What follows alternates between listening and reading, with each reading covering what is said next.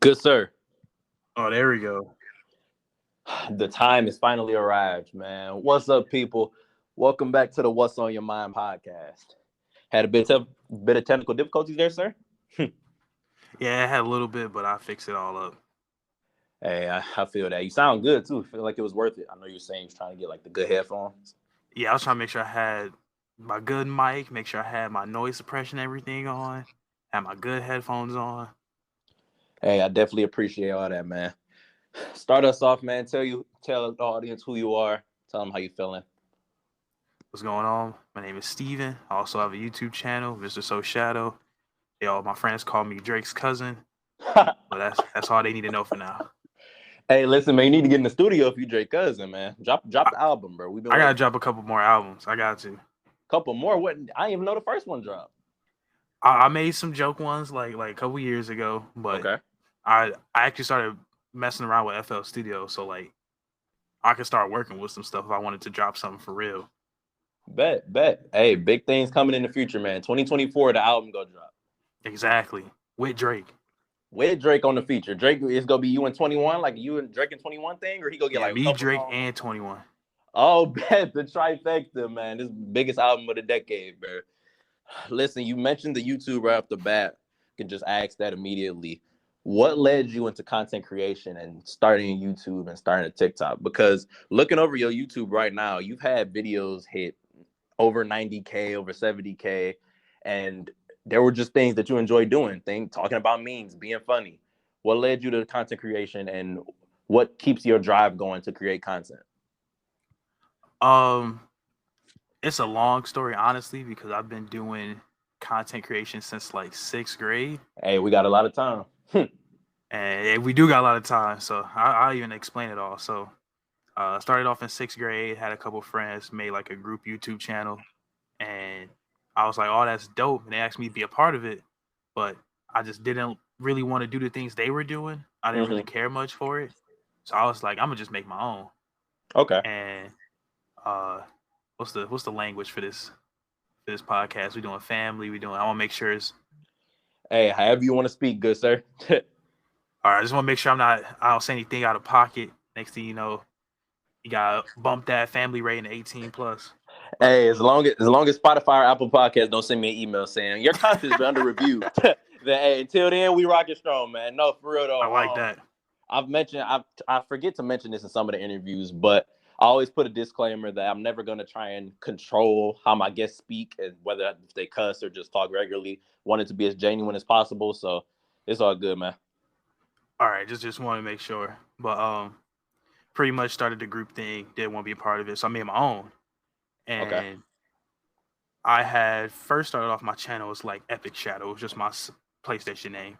Mm-hmm. And then I had that channel, got a couple hundred subscribers, but I kind of like to consider that channel like my test channel. Like that Mm-hmm. was when I first started just making content, like any type of content, whether it be about games, a random topic. It was mainly games, but games, random topics, random moments and stuff in games. I was trying all different types of things on there. Mm-hmm. Um, and then after a while, like I had made some group channels with other people. We had tried all different types of things, but that was my first main channel. After Understandable. that, I had made another channel where I was kind of just like I would talk about different topics, Mm-hmm. but it was still mainly gaming related. But I saw Okay. that the videos that I was talking about, like different topics and different quote unquote popular things, really popped off Mm-hmm. and people were enjoying it. So I had made my third channel, which is now third main channel, which is Mr. So Shadow. And I started off the same thing, which is commentary talking about popular things. Mm-hmm. And then one of my friends was like, yo, you should talk about memes. And there's another guy I know that was on my channel. He was telling me like trying to give me advice on how to make my videos like look better, sound better. Cause this is still like beginning of high school. Like I still didn't really know much about recording Mm-hmm. myself. Mm-hmm. And I had decided to just listen to what he said. I started following his advice. He gave me tips and stuff because he already had like 20, 30K subscribers when I met him. Okay. So he knew, obviously, he knew something a little more than I did. So I Mm-hmm. took his advice. Videos got better. I started talking about memes. And like the first couple of videos, keep in mind, I had like only 100 subscribers. They Mm-hmm. all got over 1,000 views. So, you know, for that, I'm like, oh my God, like this, Like I'm getting somewhere with this. Mm-hmm. Then I kept it going for a while, and then now I want to get back into it. I did it for a little bit, but I wanted to kind of make my content a little better. So I took a little break so that way I can rush through all this schoolwork, get that all done. Mm-hmm. Break comes around, I'm able to record freely without worrying about if I got a test or a project due. But Definitely understandable. yeah, that's pretty much for the start, and get into now. It's more of just talking about topics, talking about things, and simply just trying to make my content better because I pretty much just found what I like to do. Mm-hmm. And I mean, for motive, there's really no motive. It's something that I genuinely like to do, so it's something that I really want to do. And I feel Gotcha. like that's the best type of way to make content is making content that you genuinely like to make because you always want to do it, whether you're in a bad time or if you're in a you got a lot of stuff going on with either if you're doing a lot of school, a lot of work. It's something that you could kind of go to for peace. It's not Mm-hmm. exactly something that feels like a job or feels like, like, oh man, I got to record a video. Like when I record and I'll go out to get like footage and stuff, it doesn't feel like I'm going to work or I'm going to do my job. It feels like I'm doing what I like to do. Like I'm making art.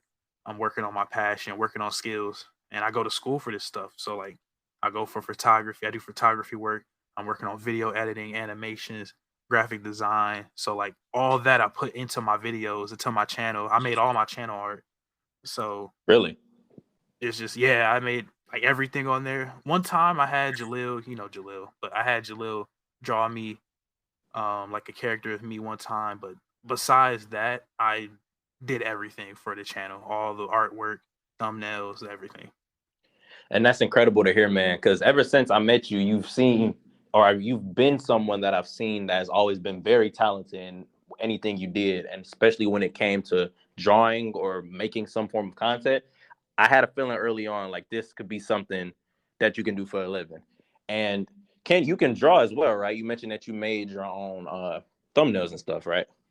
Yeah, with drawing, it's definitely not my strong suit, but I'm learning the basics. I've drawn some like anime stuff in the past because that's kind of like the more easier side of making things like anime and comics compared to like more realistic styles of art. I had to for class like draw some more realistic side of things, which Mm-hmm. took forever, but it's a lot more fun to draw like the more simpler side of things like anime, comic book work.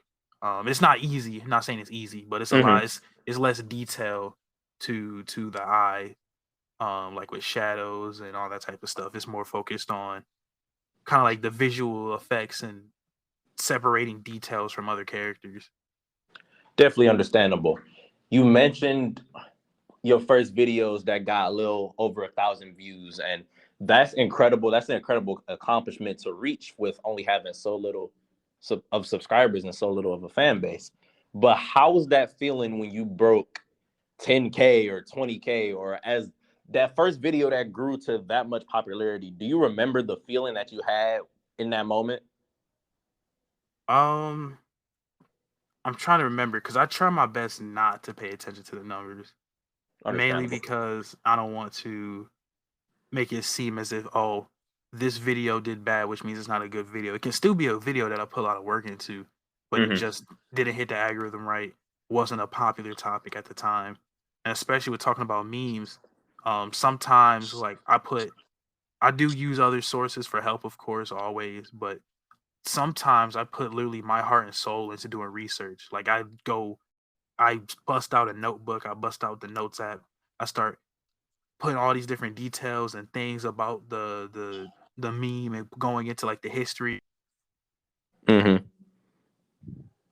So I can definitely Different types of understand. sites, looking at different times it was posted, and like doing all that research myself, and then it won't do good. And it's like, sure, Mm-hmm. it bums out a little bit because like I was getting money from YouTube at the time, but at the same time, it's like it's still a good video. It doesn't mean I need to delete it or I need to private it or it's a bad video. It's just it didn't come out at the right time. But I think the first time I really started seeing numbers was like December of I think it was 2020 if I remember. It was either 2020 or 2021 Mm-hmm. when I started. I'm thinking 2021 because that's when I first started doing the meme stuff.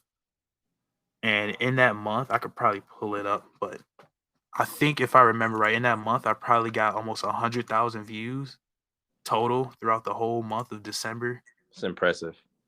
And it was because I was like grinding. Like I would come straight home, or if I had like online school, I'd have online school stuff, come straight down, like be straight down in my basement in the middle of class. I'll mute the class, start working on stuff. I'll record a video while in class, unmute it, start editing, and then post it like videos a day. Like I was grinding that month, and it felt good without a doubt. Like it felt good, posting like that, posting that much. But then after December, it kind of just like went straight downhill because I worked so much during that month.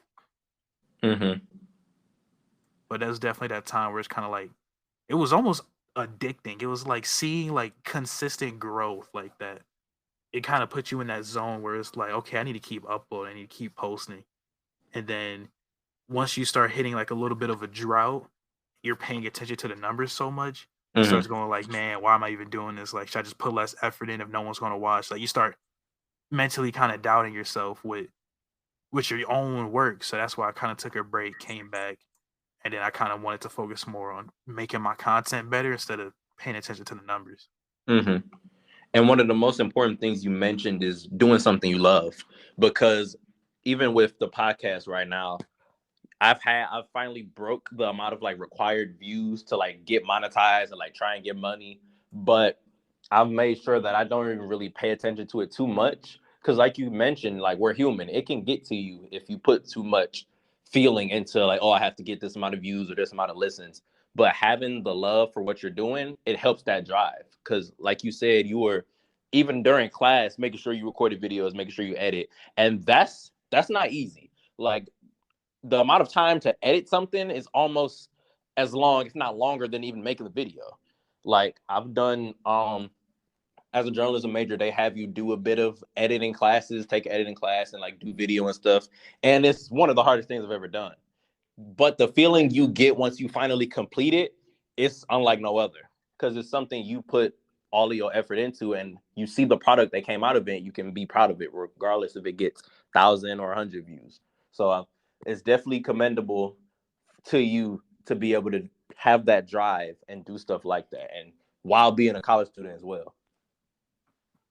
Let's see, yeah, what came up to mind when you're talking about like that being happy with that product afterwards. I was talking to, well, actually on my channel, I did an interview with so have you seen the Teen Titans Go movie? It came out a while ago, but I've seen bits and pieces of it. Was that the one Lil Yachty was in, or was that an episode? Or I think that was an episode, but it was a whole movie kind of dedicated to like the Teen Titans. Like it was a movie where the Teen Titan Go cast was trying to like tell the director to put them in a movie. And really? yeah, and like in the movie, Robin started singing. Um, is there any background noise going on? It's some people like walking by the room I'm in, but it's not too bad. Or at least Okay, I was on making sure mine wasn't too bad. No, you good. So yeah, so in the movie they were trying to tell the director like, oh, you guys should put us in a movie. And during that, Robin started singing, and they had a whole music video section part of the movie. And I talked to the people who animated that. I interviewed them on my channel because the Booty in 3D meme came from that movie. And the director of that part saw my video and asked if like we were talking for a while, and he eventually brought up like interviewing or meeting more of the people who worked on it. So that kind of brought me to that because I remember during the interview I asked them the same question almost of just like, how do you guys feel after you make something like this? And it shows like they didn't see, like, it wasn't like, oh my god, I made this beautiful piece of art, but it was more of just like, since it's their job, they feel almost obligated to make it. Well, they are obligated to make it. But they still felt like, a sense of accomplishment since they brought a whole team together to make this like good looking piece of art. And they were more excited, not because they finished it, but more that they made something that was going to go to the public and people were going to be able to see the art that they made. And that kind of just made me like rethink a lot about what I make, because if I'm making something and I'm bringing it to the public for them to see, I want people to truly see my work for how I Hmm. want it to look. I don't want to just half-ass something or just make something look like trash or look, just basic and then Hmm. post it because then they're going to see that like, okay, so he just doesn't care or like he makes like average work when I know I'm capable of more. So I don't want to make it seem like I'm not capable of more by posting average work. And that's kind of what they kind of inspired me a little bit, um, to kind of just take more time into my work, to put more effort into my own personal work because it's your work, Hmm. it's your own personal one, and whatever you put out, that's how people are going to see it. Yeah, it's incredible to hear that the videos you were doing and the things you were doing led to an opportunity like that, because you never know the outreach you could have with the platform you do. And something else you mentioned earlier that we already brought up was just having that dedication. The moments where you feel like you're not doing enough or it's hard, this is what we do it for. Like somebody from pretty much, would that be a part of Cartoon Network or Warner Bros, the Yeah, department that reached out to you? Somebody from that department reaching out to you with you also wanted to go into things like animation and stuff as well, that's a huge opportunity. And the fact that, because I didn't never know you got that interview, I never knew that this existed, so I'll definitely have to check that out. But yeah, it's a whole. The video was like an hour long. I edited the whole video. Like I put a lot into that video because I was just like, this is my first time interviewing people, mhm. and it's not just an interview. It's like a literal team that was hired by Warner Brothers and made an entire like a part of a movie that millions of people saw. Um, so I kind of was just like, especially since I want to get into graphic design and all that, I was like, I wanted to see just have that type of connection and talk to people like that because I still follow all them. Recently, I sent a message saying like, I hope you guys are doing all right. It's been like 2 years, and Mhm. they all have done big stuff. Um, well, the director, his name's Benji. Like I've talked to him a decent amount outside of just that interview, Mhm. because he's a cool guy. But these people are adults. They got families. They got It's not like they're like our age, like in college. Like these are people who've been in the industry for a while. So Mhm. kind of exciting being like I wasn't even. I don't think I was. Was I 18? I was either just turned 18 or close, like around it. By the time I was interviewing people like this, and like just even outside of that, there's just a lot that a lot of people don't see from the front of the channel because some people see like, oh, 5,000 subscribers, that's amazing, but you don't really see like the connections I make, the people I meet. I've gotten sponsorships, people's trying to give me sponsorships for videos. I've had loads of friends, people with 100,000 subscribers, million subscribers, people that I know of. I've talked to all different types, and just with only 5,000, I've talked to all these different people just because I put effort into my content and I reach myself out there. And I think that's one of the most important things to do if you want to grow your brand and who you are. It's just don't just show your content, show yourself in your content. And that's one of the main things I thought about when making my podcast, because anybody can make a podcast. There are millions of podcasts out there, but I wanted to make sure that no matter what, I did it because I enjoyed it and I wanted to show my personality through the podcast. And the fact that you got that opportunity at such a young age with so quote unquote little amount of subscribers you have, it just shows the impact YouTube and content creation can have. Like it can genuinely change someone's life if they pursue this strong enough. And I've seen that YouTube isn't the only platform that you've kind of taken over. I've seen a few of your videos on TikTok. We've talked about him before because one, you're hilarious, but I two, appreciate it. it's good to see a close friend of mine succeed and have enjoyment in what he's doing. How was the transition from YouTube to TikTok, and what was your experience like on the platform? Um, it's not really like a switch to either or platform. It was more of just outside of YouTube where I talk about memes. I normally just shit post. I Mm-hmm. just make memes. I even have a second channel that I used to post on a lot where I just made memes on the side. Mm-hmm. That was kind of like something that I enjoyed doing. I still like to have that type of pastime of just making memes, making jokes, um, putting some effort into that. And I just didn't know where to post this stuff. So I Mm-hmm. posted it on my second YouTube channel. And then once TikTok became a thing, like as soon as TikTok dropped, I started going on there, making jokes, making memes. Um, Time started going on. I had like a couple videos do all right, you know, a couple thousand. Some hit like over 100,000. Mm-hmm. Um, but that Joe Slide meme, man, that Joe Slide was, or Juice Slide, I don't even really know how to say it, but the Juice Slide, it blew up out of nowhere. I didn't even think that it was ever going to do good because I already did it multiple times before that video. Mm-hmm. And what's the name of that kid? I feel so bad, but his name's added in the video.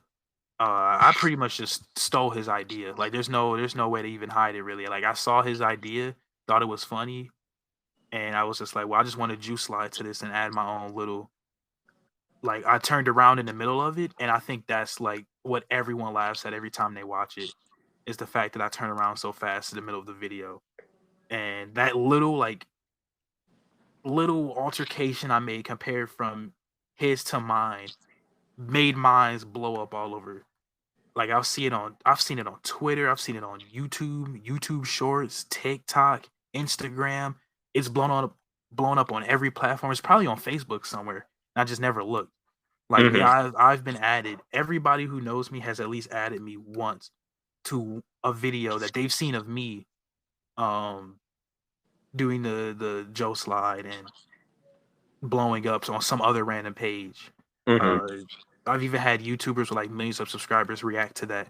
And like, sure, they don't know who I am, they didn't follow me or nothing, but they've seen my face, they've seen me. And I just kind of find that just, you know, cool people reacted to that. I've met some other creators off of that, but it's just cool. Shout out to Just Jew Official for that. He invented that. People think I invented it because mine blew up, but he invented that slide. He still does it to this day.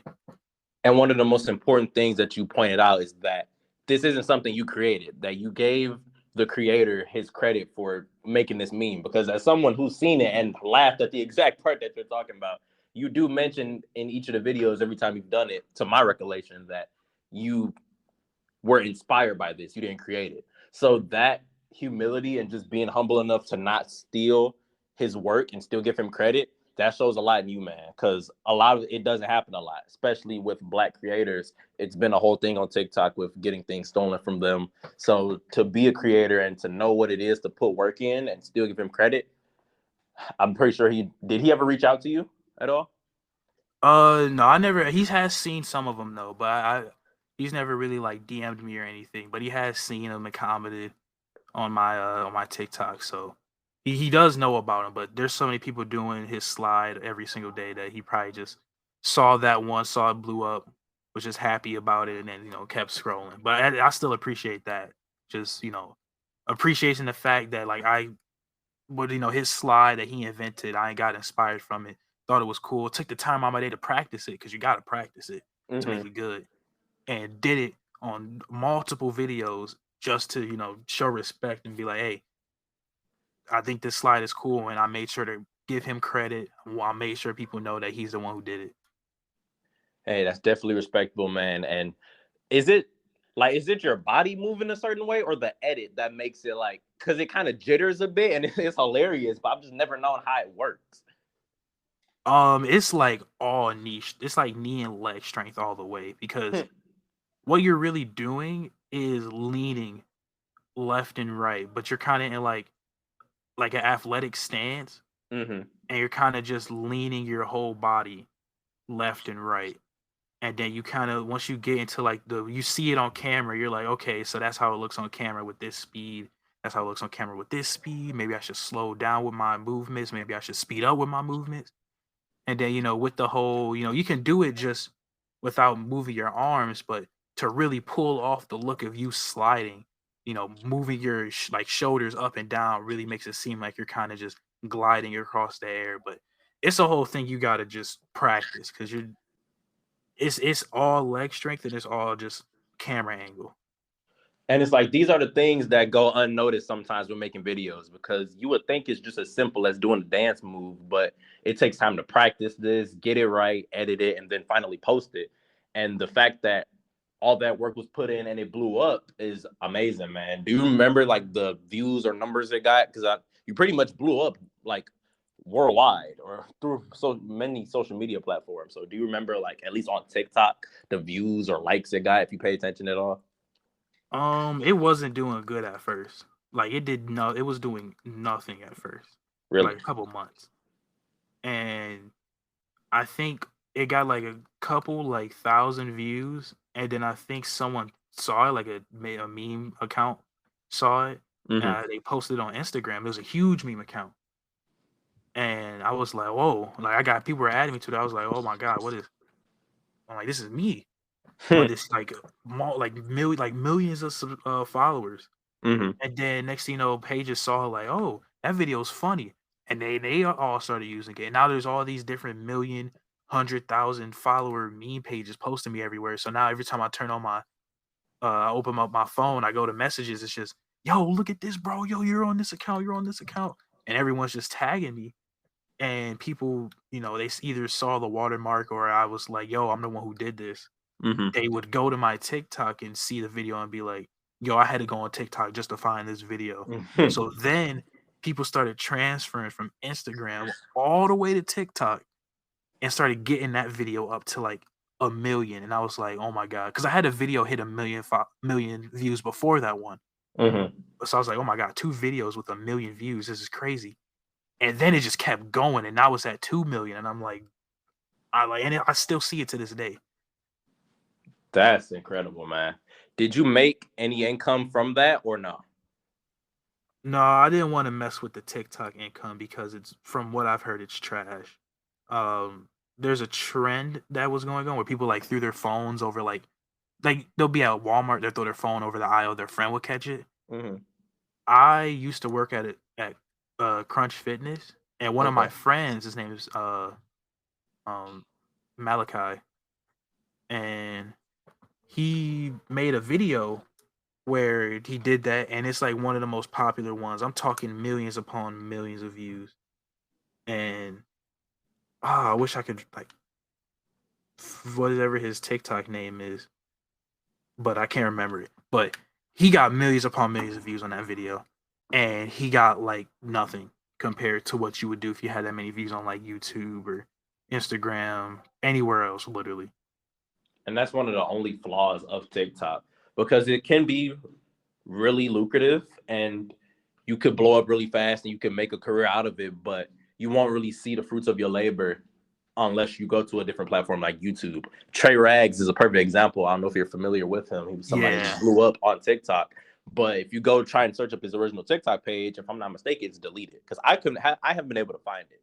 And he transitioned over to YouTube, and now he just did a 1 million subscriber special, and it's good to see that his content was able to transition over well, because that's another thing that's not as easy, because you can be 1 million views one day and then try and switch platforms and you don't get the same support. So it's definitely understandable that you just left it alone, because it can be so up and down with TikTok.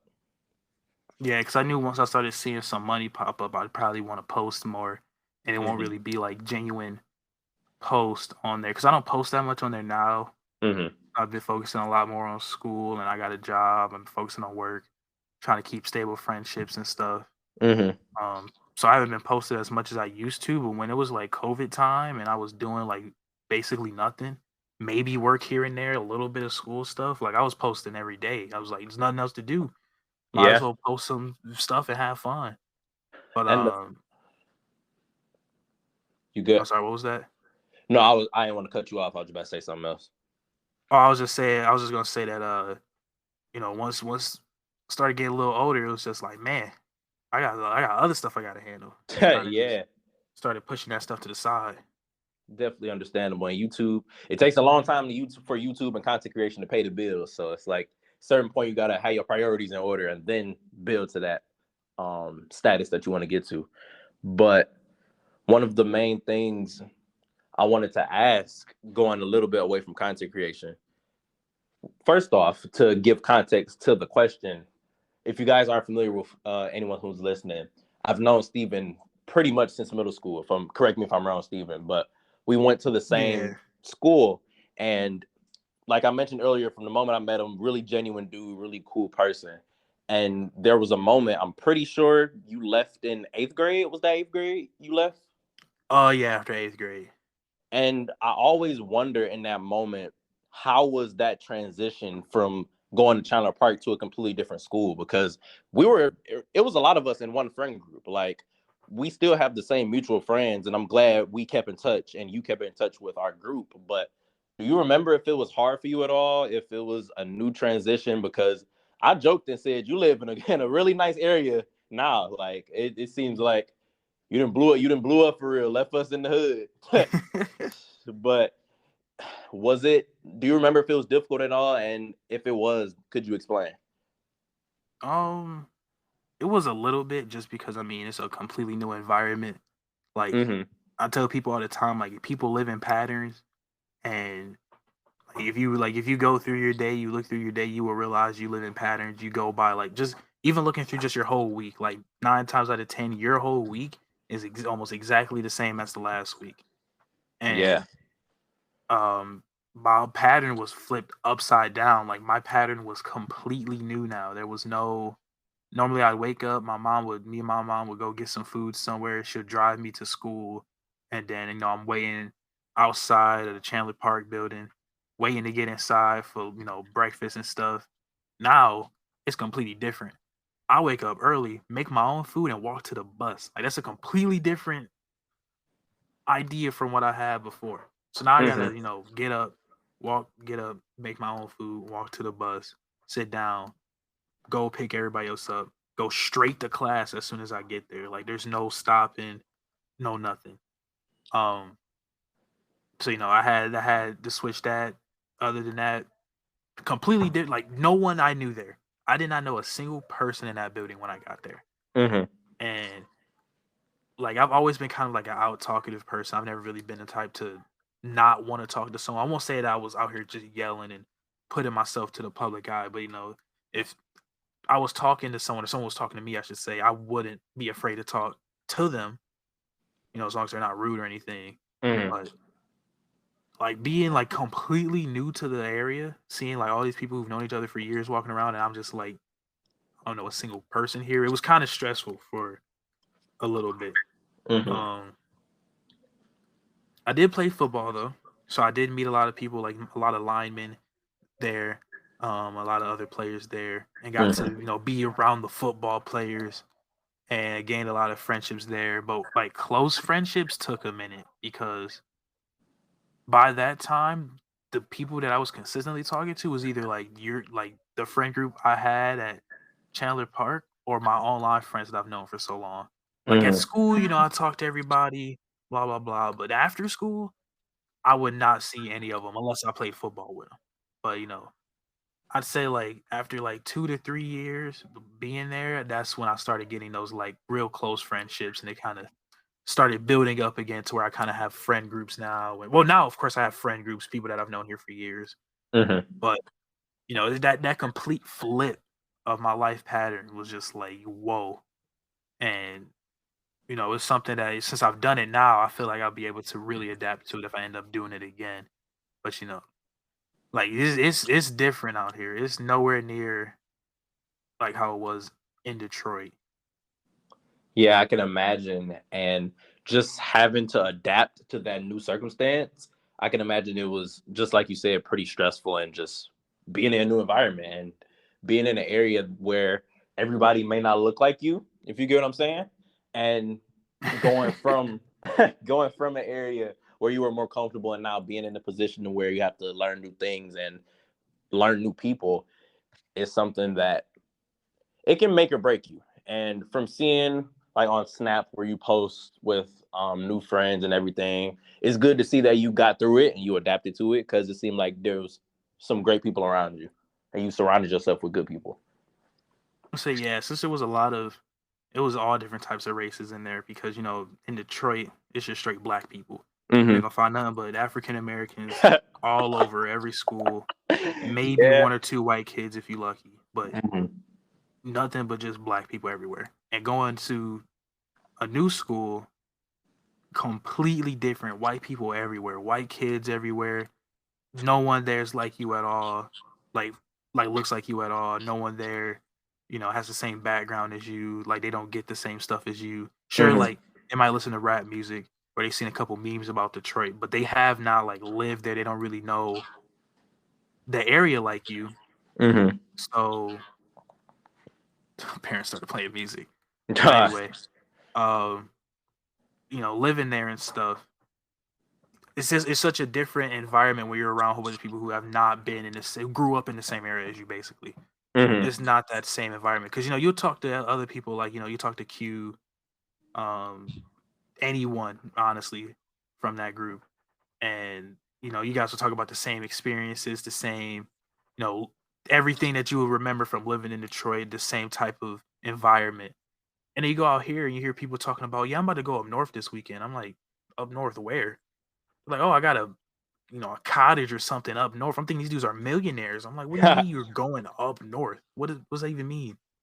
And And that's just stuff normal like everyday that. life to them. And for them, that's like, oh, this the weekend. We got a 3-day weekend. I'm going up north. It's like, what? I'm like, it's a 3-day weekend. I'm playing Call of Duty. Like, we're not To be going honest, anywhere. did So, you ever you go on just those retreats with any of your friends? like, they're talking about crazy things like, oh yeah, I just gotta brand my dad got a boat now. I'm like, a boat? Like, what? Like new world. Did you ever have any friends that invited you up to those retreats at all? They have, but it's just been more of like I don't really want to go. Understandable. Um, Now I'm definitely more interested if it's something like cooler because they'll really just invite you to go up north because they have a place out there and they're just kind of chilling and it's just like, yeah, I'd rather chill at home. But I get that. um, recently when my other friends had graduated, they're a year younger than me, well, us, and my friend, his dad had a dirt bike area. Like he had like his own like house and everything. They had a dirt bike area right outside of it that he owned, and people would come in and use the dirt bike track. Like it was a whole track. Um, and he had lit fireworks in it. Like it was amazing. And I was like, I'm gonna have to start coming up north more because it's just nothing but dirt roads most of the time and just really small towns. Mm-hmm. But since there's so much land, people who do buy land out there can do whatever they want.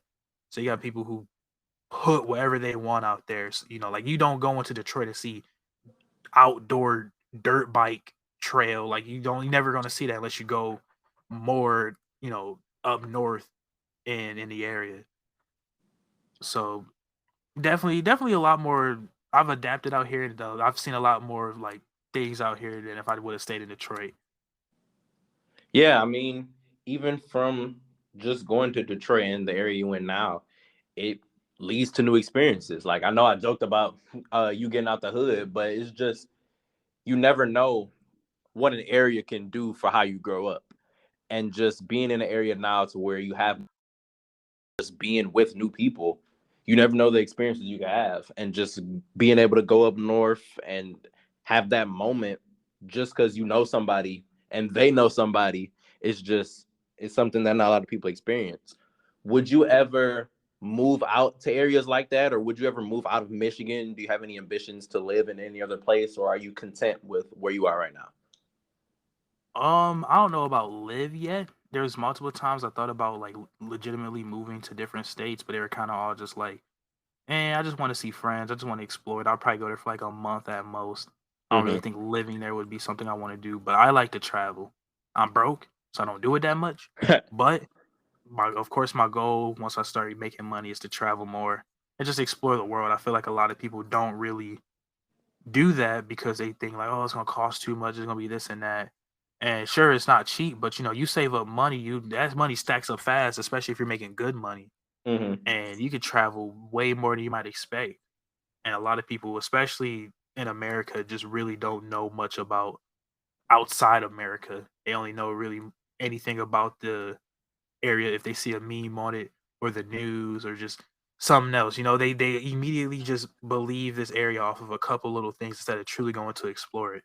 So I want to really go outside of America. I've been to different islands around Mexico. I've been to Gulf of Mexico. I took um a cruise with my family.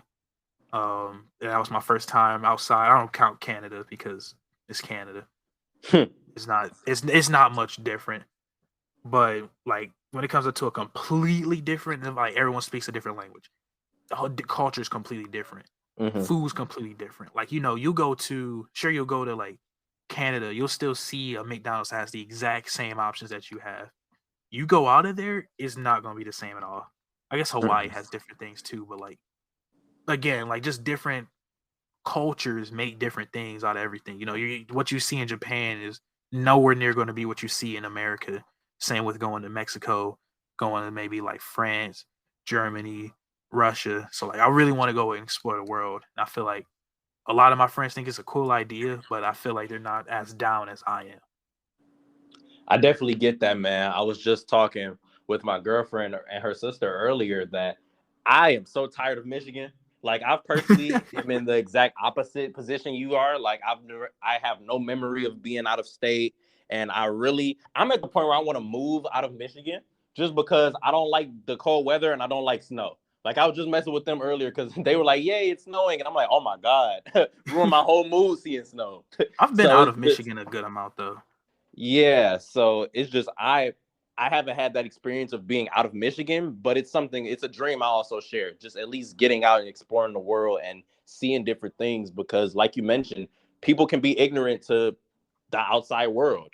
If you're bunched up in one area or one state for your entire life, you're not going to know what it's like to be in another area. And with you going to these places, I want to ask what was your favorite place you visited and what was the favorite dish that you had that was outside of America? Um, I've only really been to Mexico, so I want to go to those other areas. I haven't been there yet, but other than Canada and Mexico, I haven't been outside of North America really. But I have been all around America. I have family everywhere. My parents are really like family based. There, you need to see your family. Be by your family, love your family, all that. And I do. Not saying I don't, but it's just Mm-hmm. they're really heavy down to seeing family and being with family. So families all over, all over the states. So they're like, we're going everywhere. Then, Mm-hmm. I've been to Alabama. I've drove straight down from Michigan to Alabama. I've been to Florida, New York. I mean, technically during that trip, were you on that middle school trip where we I had went never to? went. It was always during my birthday. So you talking about Mackinac? Oh Are you no, talking no, about no, no, the Mackinac? The college Mackinac trip, trip? the college What? high, the college trip, the black colleges. They were What? all like, I didn't go that one either. I know which one you're talking about. Was that Washington? oh yeah, Yeah, no, I never go. That one, I ain't had a bread for that. I'm not gonna hold you. dang. So yeah, I've technically been through all those. I haven't really been much on the west side of America, but pretty much all north side. I've been like everywhere, Mm-hmm. and that kind of showed me like even just within America, the culture and everything that they do is different in every area. So it's like imagine going to a place where there's completely different, you know, race majorities and completely different cultures. They speak a different language. They have different things that they're interested in. They have different foods, different environments. Like just like you see different areas just in America and see like, man, that's different. Like imagine you go outside of it, and I just want to explore that and really just outside of just going on Google Earth or going on Google Maps and just seeing stuff. I want to actually go there, visit the places. Mm-hmm. Do you have a favorite place you've been? I have to say I do like New York. Mm-hmm. I don't know if it's just because I've been there so many times because a lot of my mom's side of the family goes there, so we go there like once a year at least. Mm-hmm. But I do like New York. I feel like New York has a. I haven't been to New York City, but I've been pretty much all on like the other side of it because that's where all my family is. Okay, It's that's kind of pretty just dope, like man. it's like a skinny Michigan, I'd say. They got like a little smaller roads, but it's very walkable. That's one thing that I don't really like about America is that it feels like walking is so like against like you must drive a car. But in New Mm-hmm. York, like there's sidewalks everywhere. You can generally walk like from your house to a gas station won't be that far. From your house to a food place, a store is won't be more than a mile. Is it feels a lot more. At least from where I was staying at, it felt like walking was an option. And then in New York City, you have to walk. You ain't driving nowhere. So I kind of like that having that freedom to be able to just walk somewhere instead of having to be forced to drive around.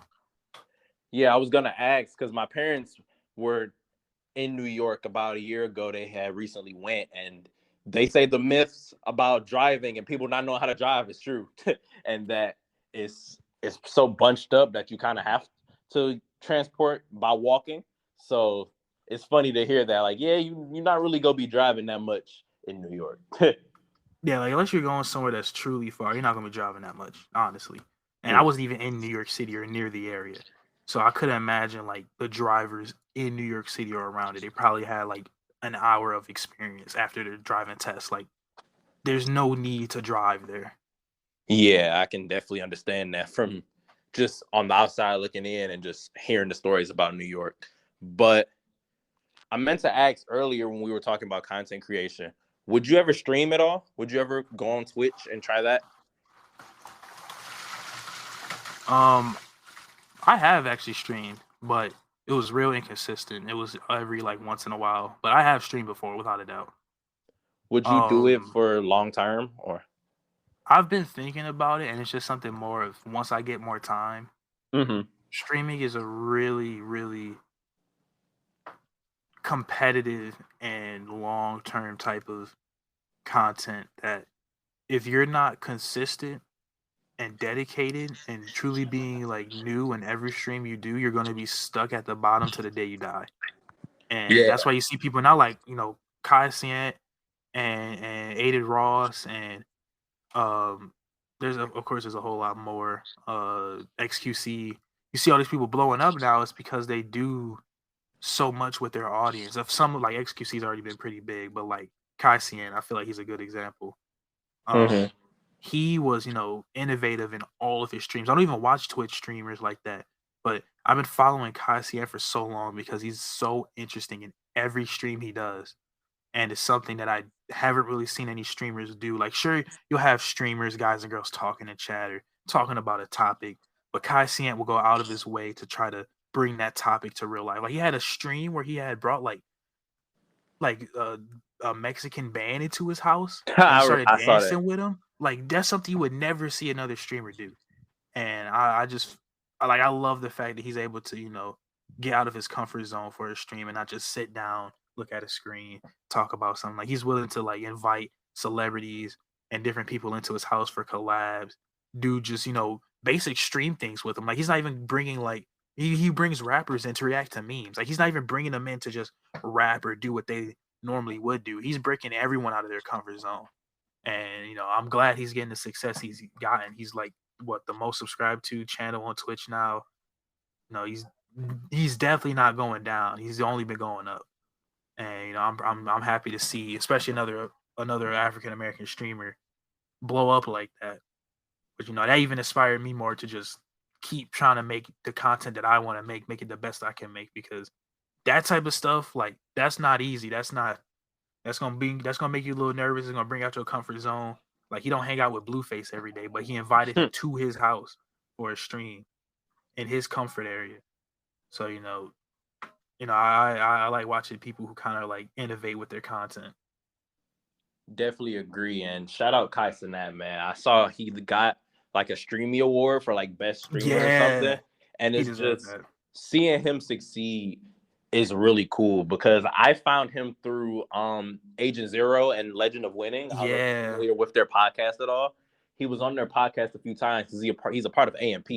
And at first I was like, I don't really know what type of content he makes. I don't know if he'll really be funny. I don't really watch him. And once I finally gave him a chance and clicked on his videos, you can see his personality jumps through the camera. Like, he finds a way to be entertaining no matter what. And like you mentioned earlier about like it's not easy blowing up on Twitch because it's so competitive. It's like a genuine commitment. Like, these people like Kai, Your Age, Aiden, Agent, they be on stream from like 6 a.m. to 6 a.m. damn near. Like, they'll pull off 24-hour streams if they have to. They'll wake up early if they have to. They'll separate from loved ones or relationships if they have to. And things like that. It has this risk behind it. Like, if you're trying to be in a relationship or you have family or kids, you can't just sit down for 12 to 24 hours a day, every day playing video games. Because even if you have the time to do that, everyone's not going to understand that. There are still people who feel it isn't a real job and it's not worth it. And one of the best moments I've seen from him, because I don't really watch streams like that much either. Like I would see them through memes just because I can't really sit for like hours and watch stuff. But the moment that he called his mom and told him like I'm pretty sure it was when he hit 1 million or the milestone he achieved. It's just like Yeah, I that's think the it's when he moment. got the most. He became the most subscribed to streamer because he's been tracking that because he was going up like crazy. He's been tracking it every time he hit it. I think he finally surpassed it, or at least Mhm. he hit like 100,000 or something. And that's when he was on the phone with his mom. And just hearing that phone call, and you can tell like through the camera that that was one of the most emotional moments in his career, and he was able to buy his mom a house. And it's just he's hitting every milestone that you would want to see a young black man hit. And just seeing that and seeing the success he's gotten and him being an entertainer, it's incredible. And it makes me think about like people like you, like that can happen. I can have a friend who does that exact same thing because he's genuinely entertaining and talented. And it makes me think like I really hope you continue to pursue this for the rest of your life, because you've seen it. You've gotten millions upon millions of views and thousands upon thousands of views. And while it is hard, while it is time consuming, it's very possible. And I don't know if people tell you this enough, man, but I genuinely believe in you and how big you can be because I've seen it. You've seen it. So I can't wait for the moment that it's even harder to get in contact with you because you're too famous, man. Like I can't wait. I can't wait to see you on other social media platforms every day, damn near. I see it in you, and I know you can get to that level. No, I try my best to keep all my friends and everyone close to me for Mm-hmm. if stuff like that ever happens where I get really big and become like trying to contact with people becomes harder, due to simply I'm moving everywhere, I'm here and there, because with content creation, like as you said, it is not easy. It's time consuming. Like, sure, I made 3-minute videos and people thought like, oh, you must have all the time in the world. Like, it'll take up to an hour or two to edit a 3-minute video, a three Yeah, minute video, and and I'm making like 3 a day.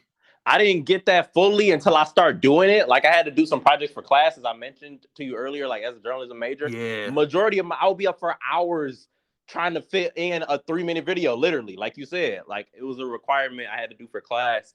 It's a class called Journalism 203, Visual Storytelling. And the video, Mm. I kid you not, was not. It couldn't be longer than like 2 or 3 minutes, and it took me in like half of a day to edit that whole thing. Really, it took me 2 days because my computer was messing up the first day. So it took me all day trying to figure out what was wrong with my computer. Me having to go to my teacher and say, like, hey, I need a different program or something because my computer is running slow. And then spending another half a day editing it all just to turn it in.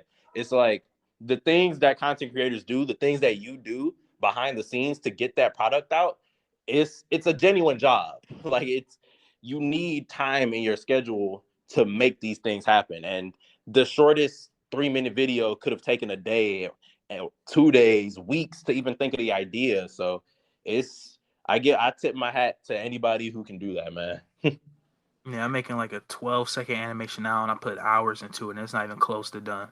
Like it's stuff like that where like I'm making an animation from scratch. I'm making the background. I'm making it 3D.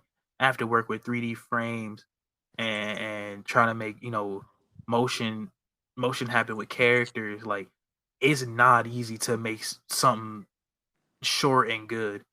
Like it's easy to Mm-hmm. make something trash and long, but it's not easy to make something short and good because And you can easily record you like playing a game for an hour, something you normally do, put no editing, no effort, no time into it, and then just upload it.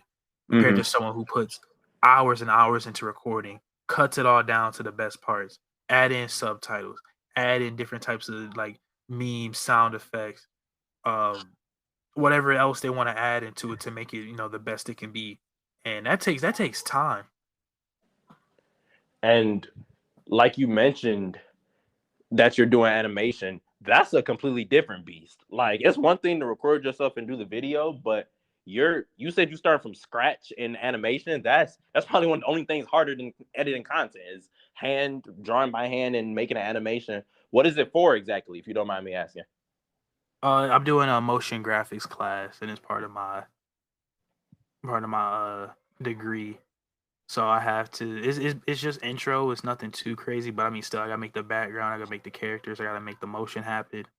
I gotta learn all these different effects and things, and put hours upon hours and just making like a 10-second clip.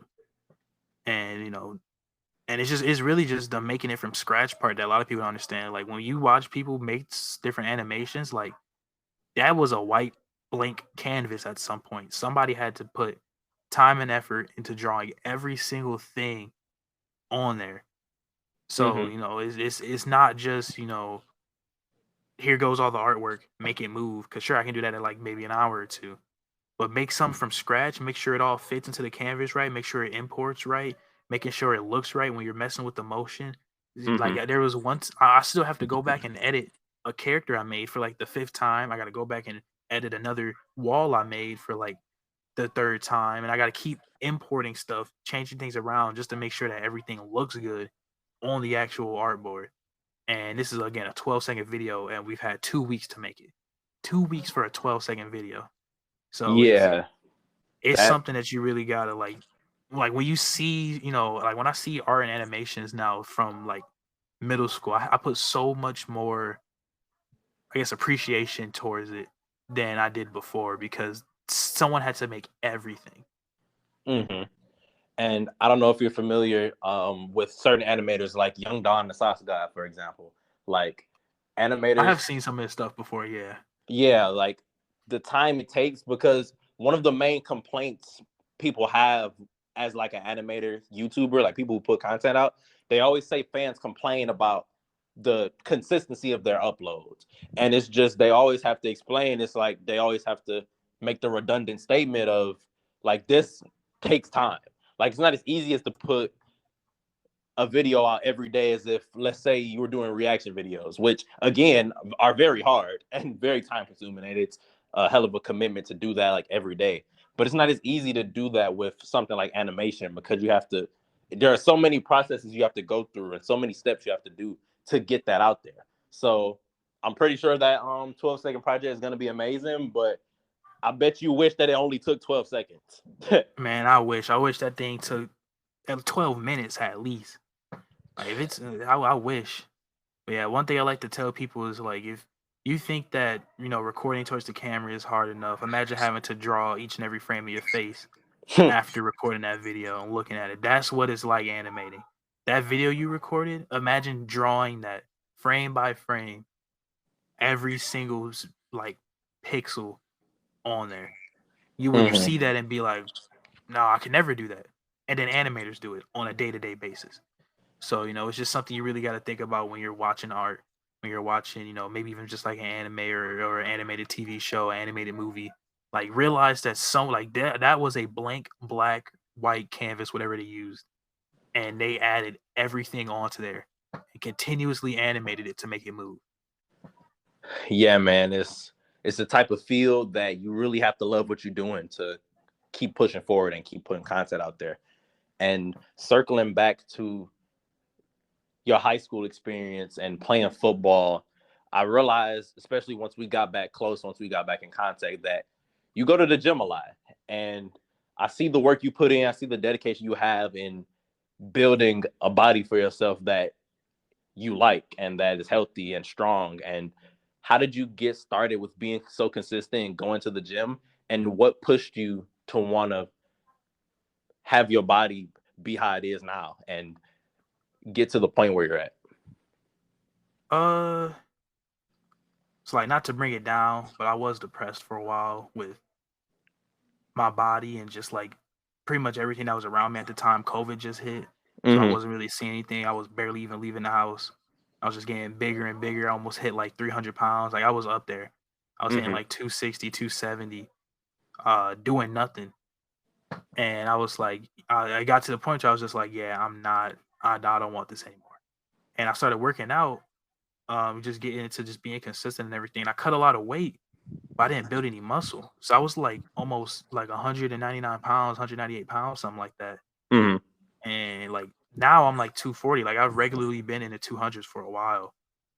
So like cutting down that low, I was like, man, like sure I feel faster, I feel more athletic, but I feel weak because I didn't really grow any muscle. I didn't Mm-hmm. really know how to do it. So I did football, I did wrestling, and um I went through that whole process. I started eating a little bit more. I started regularly working out, and I started seeing like more. Like I was building a little bit more. And I started seeing more muscle come in, and I was like, okay, I kind of like how I'm looking. Mm-hmm. And then the summer hit last year of high school, and my friends were like, "You're not about to just get lazy on us. We're going to the gym." And they pretty much dragged me in there. I had no clue what I was doing, really. Like I knew the basics. I knew what a bench was. I knew what a squat rack was. I knew how to do a squat. I knew how to do a lunge. But like when it came down to getting into detail about how to grow muscle, how to specifically make a good workout for yourself, like I didn't know anything about that. And really just having friends who were kind of just like, because they didn't really know much more than me either. It was just more of their dedication kind of like got thrown onto me. And Mm-hmm. I was just like, well, now I want to go. And I started getting really consistent because it's been like over a year now. I've been just getting really consistent with them. I was just trying to make sure that, I was trying to keep up with their workouts. I didn't want to make it feel like I was falling behind. So they be doing weight that I knew I couldn't do, but I Mm-hmm. still pushed myself to do it. And honestly, like once you get into that phase of where you're just like, I'm ready to push myself, you've basically done it all. Like you're ready to consistently go to the gym. You just got to Mm-hmm. make a schedule for yourself. Because like a lot of people, I'll ask them like, "Oh, let's go to the gym, let's do this and that." They'll complain about their body because I've been at that same state too, Mm-hmm. complain about their body, not like what they're doing, don't know where to start. Well, all you need is someone who's going to bring you there. You just need to get into that field, and then they'll all just not want to continue going because they just don't really want it. They'll say it, but they don't want to put in the effort for it. They don't want to show up. They don't want to push themselves to get into the gym and truly take the time out of their day to work on their body because it's going to take months. It's not Mm-hmm. a 2 day process, and they're just not willing to commit to it. And it's just gonna be people out there like that. They'll just complain and not really work on it. Um, and I'm just like, that's okay. This is just your life. I'm not your dad. I'm not gonna tell you what to do. But don't come up to me and ask me like how I do it because like I showed you. I gave you the workouts. I gave you the plan. I told you what you should and shouldn't eat. You just got to do it. I can't really do that for you. That's all that's left. You got to want it. And I've helped out multiple people. You know, I've sent people workout plans. I sent out people beginner workout plans. Things are just real easy to do. You can do it at your own house just to get started with working out, fill your body out, and then Mm-hmm. you can go up to going to work out at a gym and doing all the workouts there. I've told them what they should and shouldn't eat. Giving them little like shortcuts, little cheats, so that way they can still kind of eat what they want to eat, but not really gain nothing. Mm-hmm. And I've told them everything. I told them how to schedule a workout, and then it would never go. I'd be like, you go to the gym. Like, I just went to the gym. They're like, you go to the gym? He's like, no, man, I didn't go. I'm gonna try to go next week. And then next thing you know, months go by. Don't go to the gym. Yeah. And it's gonna turn into years and years and don't never go to the gym. So, I can't really force you to go to the gym. It's more if you gotta want it. And that's kind of what they did to me. It was like my choice at that point. Because I could Mm-hmm. easily just left and be like, man, this is too much. But I wanted to get better. Yeah, man. It's really in the mind first off, because like you mentioned earlier, I appreciate the transparency you had of saying like, well, I wasn't in the best mind state and then I got out of it, because I've had podcast episodes about it and I've also had my own realizations of just needing something else to do to get out of the mud, like to get out of that mindset of not liking how you look or just being depressed overall. And one, I want to say I'm proud of you for getting to that point and wanting to become better, because like you said, you could have just sat down and didn't put forth the effort in doing that, but you did. So as a friend and as also someone who goes through depression, I'm proud of you for that, for one. And for two, what tips specifically, if you want to get your ways and your cheats out there to the public, what specifically did you do to get to the point you are? What tips did you give to others, and what advice would you give to people who go through depression and are looking for something to get them out of it or to at least help it? You gotta talk to yourself. You gotta realize what you want to do that's different. Not everybody's gonna be like me. Not everybody's gonna want to go to the gym. It is popular now. A lot of people do want to work on their body, but sometimes it's not just a gym thing. Sometimes you can still be depressed and look in the mirror and have a rippling six pack, the Mm-hmm. biggest chest the world's ever seen, the strongest biceps, the world's greatest calves. Still be depressed. So first you really got to talk to yourself and realize what you want to change about yourself. You know, like I wanted to change my diet. I wanted to change my how I worked out, how my body looked, and I realized it all just comes down to changing things that I do and just having a dedication to want to do it, to go work on my body. And I knew that I just need to go to the gym, need to work out. That's what I got to do. And Mm-hmm. for some other people, it might be, man, I'm stressed. I don't got no time on my hands. Maybe you need to like it may be hard, but maybe you need to find another job. Maybe you need to switch what you're doing. Maybe you Mm-hmm. need to schedule yourself. So, really you just gotta talk to yourself. You gotta see what's the underlying problem with what you're doing. If you gotta go to a therapist, that's perfectly fine. But you really just need to see what's bringing you down, because nothing is going to just bring you down. Something's bringing you down, Mm-hmm. and I feel like that's the greatest start. Definitely agree, man. And in doing that, you mentioned that you played football in the past. Was that something that you really enjoyed doing overall, or did you just do it while you were in high school? Did you ever think about pursuing like collegiate sports or college football, or how far did that go? Um, I did like football a lot, playing it, but it kind of just led to the point to where it started feeling more and more like a job, Mm. and I started like slowly, like I still like the sport. I don't want people to think that I fell out of football because like, oh, you just fell out because you wasn't good, or like you fell out because it's too much work. Like it was fine, but it started to feel more like a job, and I Mm-hmm. realized that my passion and the things I like to do wasn't 100% football. Because to get to places like the NFL, and even to be in the top 1% of NFL players who are really good, that go to Super Bowls, that win championships, you put your life towards football. Mm-hmm. You put all your money, all your time, all your research, dedication, your whole 24 hours of your day, 23 is towards football. You are living the football life. That is Mm-hmm. it. And most people who do that still don't even make it that far. Yeah. So I just realized, like, I had to come to a realization with myself, like, I am not some born given athlete. I am not the LeBron James of basketball. I'm not, the the OBJ of football. I'm not the best wide receiver in the world. I don't got hops, 2 mile high hops. Like I'm not that guy. And so I realized like it's either I'm gonna have to put everything I work for towards football or just go towards the passion that I've always wanted.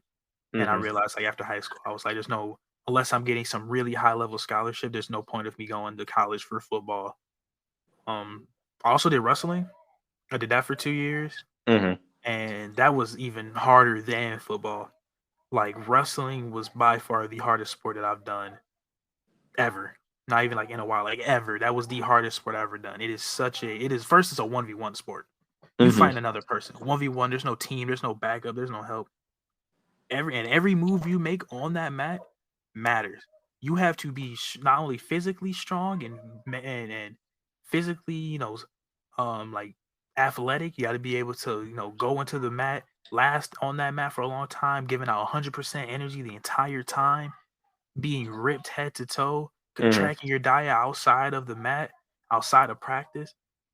You also have to be mentally talented to be able to know what to do, when to do it, how to lead into it, how to push into it. If Mm-hmm. something goes wrong, how to counter out of it at that exact moment so you don't mess up. There is so much towards wrestling that, of course, you don't really see because you're not on the mat, you're not there. But like just like with boxing and any sort of fighting, like you're tracking everything that person does, everything you do, and your athleticism is on that mat. So like it Mm-hmm. doesn't matter how fast you think. If you can't throw as fast as you think, you're not going to be able to do good. And it's just one of those things where like wrestling, like I loved it so much because it was so fun, but like I couldn't see myself hardly doing it. I almost wanted to skip out of high school. I was like, this is one of the hardest things I've done in my life. Mm. Like this sport is no joke. And I have friends who go to college and do it. They plan on going even higher than that. And I'm like, you guys, like, first off, these dudes are ripped head to toe. And they've been wrestling for a long time. I'm like, I wish you guys the best, but don't feel like if you don't do the greatest at some point, don't feel down about it, because this is one of the hardest things I think I've ever done in my life, and I've only done it Mm-hmm. at the high school level. So I couldn't even imagine how it is at the college and beyond.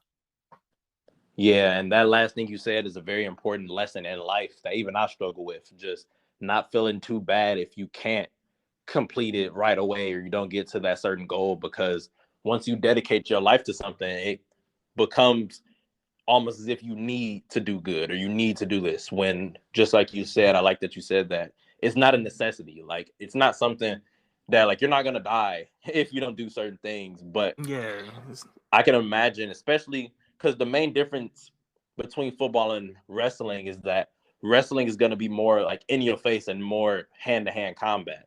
So just doing that in high school, like you said, it's something I couldn't do, or at least I would much prefer. I really want to get into boxing, and I was just talking to somebody from Michigan State, and I just found out there's a boxing class, but you have to be, or you need a car, so it'll kind of be more like a senior thing.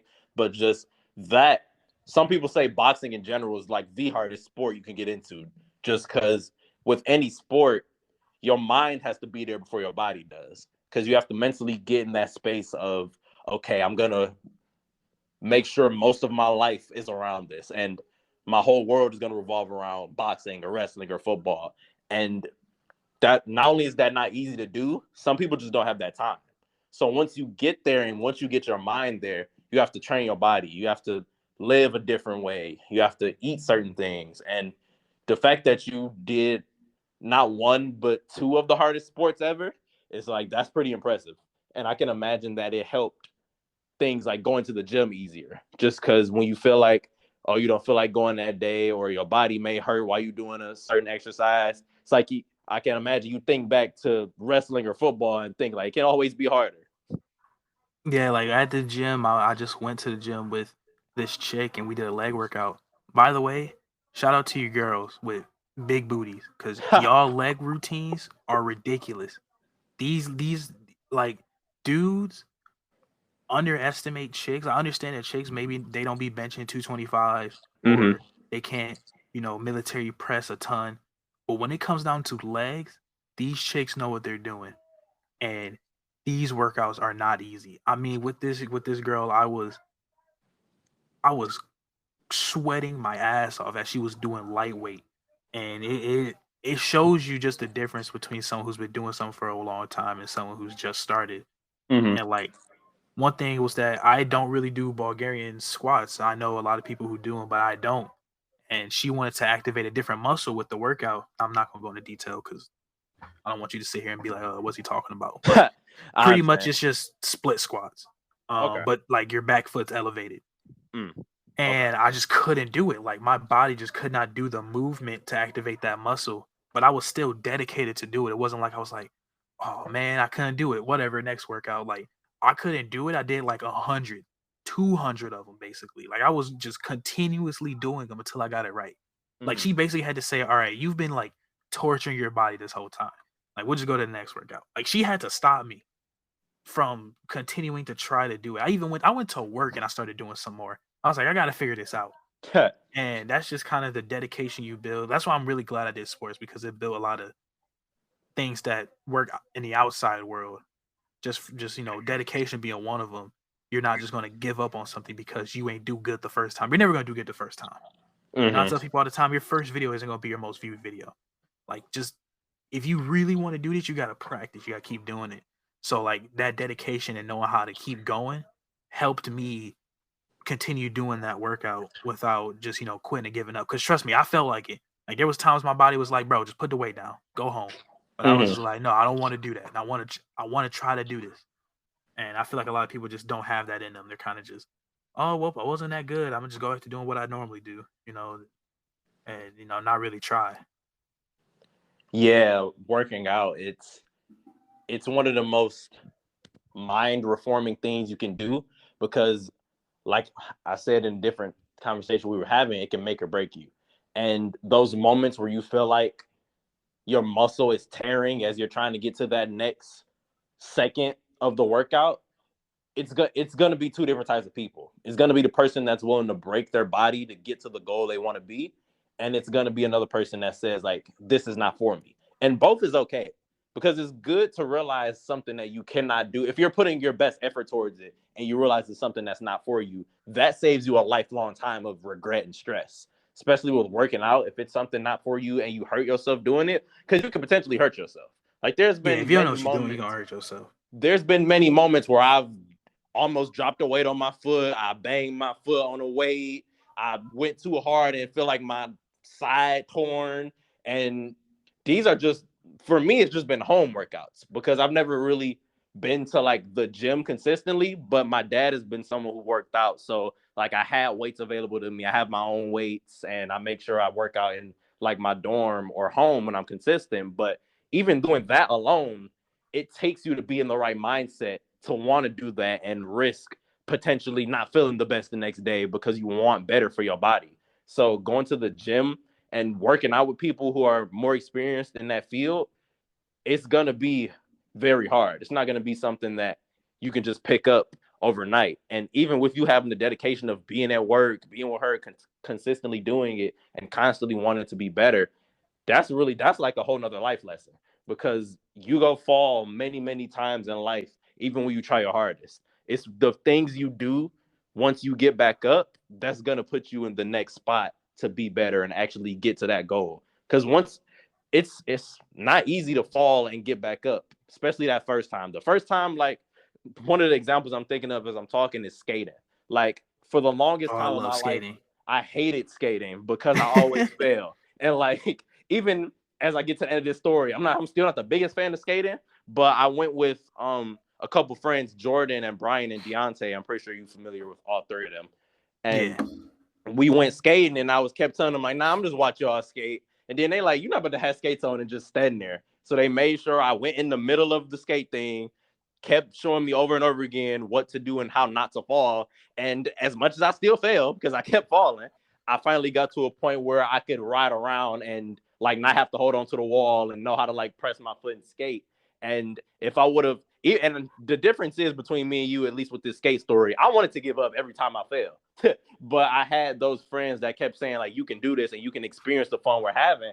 And once I finally got there, yes, I'm still not the biggest fan of skating, but I felt confident in learning how to do a new skill and not falling when I skate. So just to tie that back into working out, that moment when you look in the mirror and see a difference in your body, it's unlike any other feeling because I also, one of the main reasons that I started working out is I was depressed with my body. I wasn't the most confident in myself and I still struggle with confidence, but I looked in the mirror and didn't like how small I was, but it wasn't nothing I could change because my dad said like he was my size until he was 30. So it's like, I'm not going to grow weight overnight, but I can do something about it to at least help my confidence. And with seeing my dad work out, with seeing people like you work out, it got me to a point that I wanted to be proud of something about my body.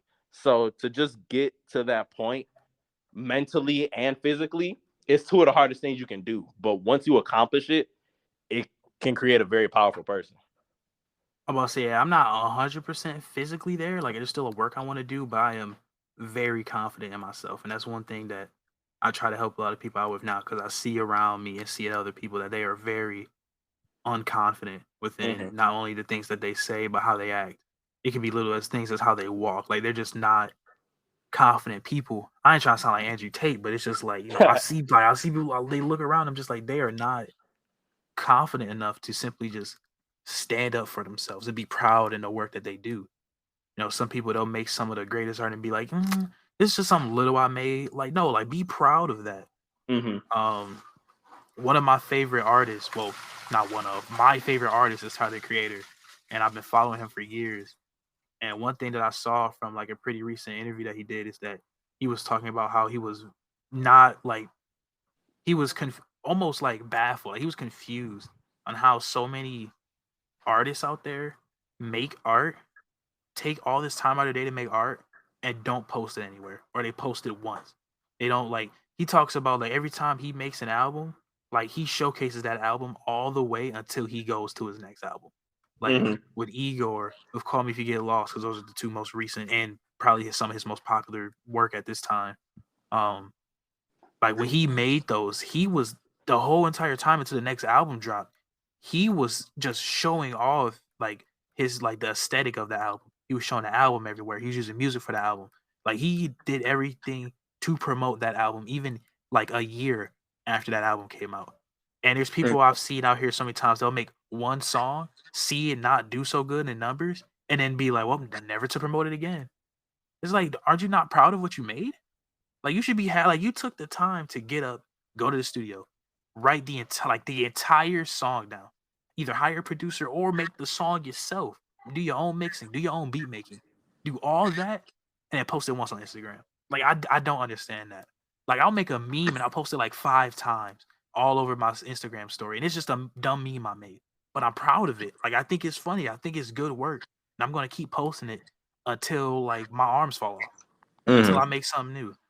So like I feel like if like just if anyone ever needs to talk about confidence, as long as I don't got like 100 million followers and I can't talk to everybody at once, like I'll definitely talk to a lot of people on just how to up their confidence, whether it's with their body, with themselves.